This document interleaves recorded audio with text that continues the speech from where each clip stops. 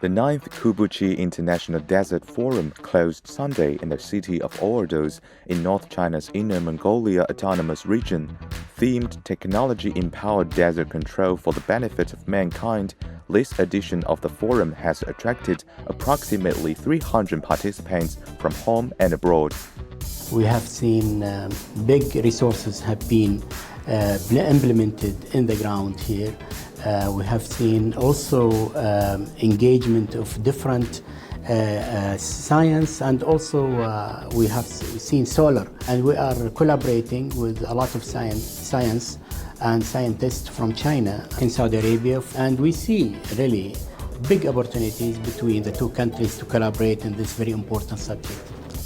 In the face of a severe desertification challenge, the Chinese government has consistently emphasized technology-driven green development over the past few decades.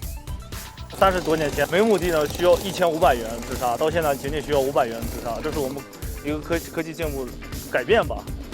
首先就是和其次就是效率大大提高了，和其次就是成活率。